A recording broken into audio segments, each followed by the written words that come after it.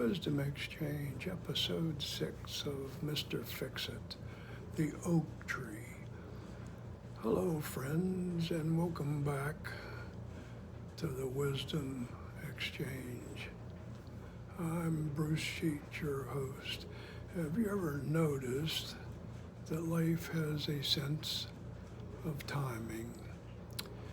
It seems to wait until you're feeling pretty good about something and then remind you who's really in charge.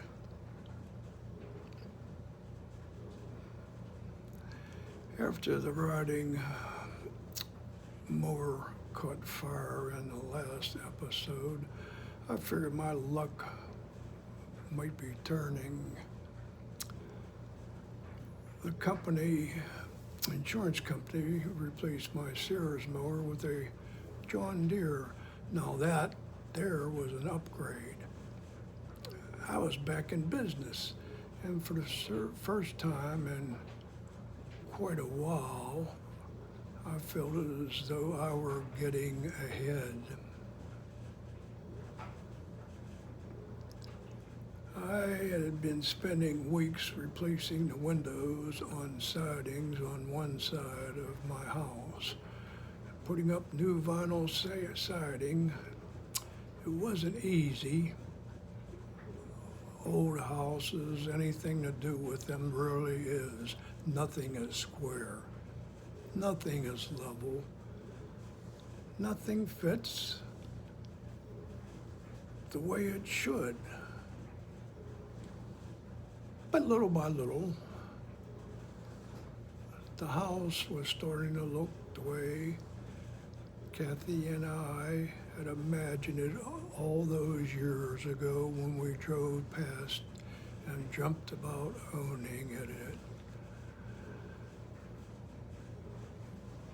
But we were making headway. You know the feeling. You wipe the sweat off your brow,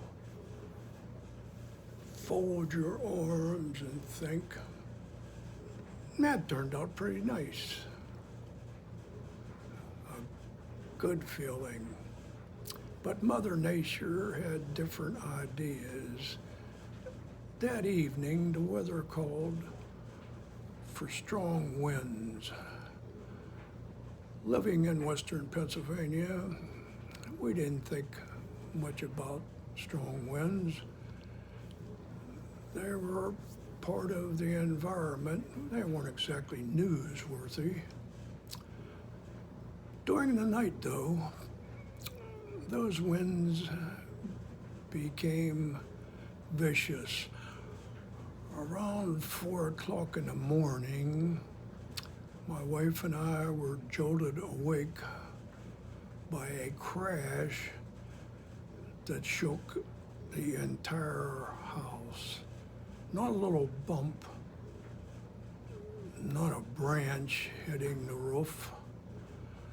This was the kind of crash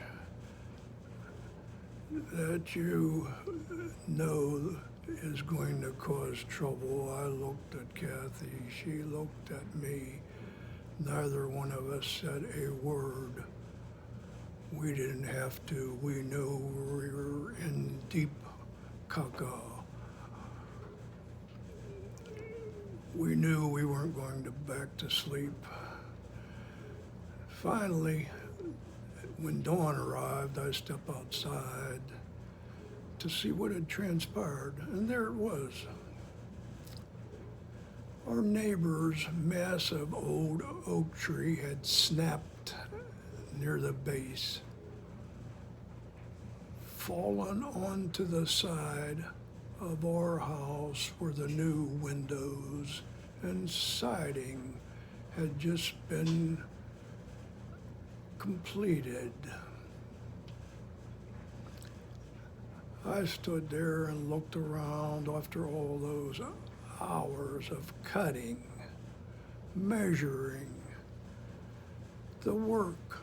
The tree had erased weeks of work in one night. My neighbor Ralph came over a little later. He looked at the tree. Then he looked at me. Ralph finally said, "Well, guess you don't have to repaint that side of the house this year."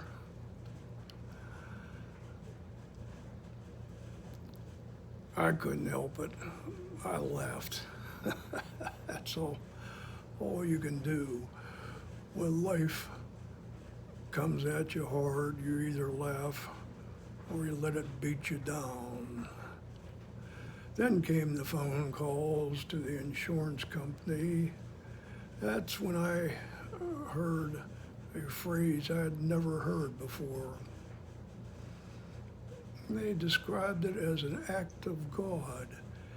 They said, if your neighbor's tree falls on your house during a storm, it's nobody's fault, not yours,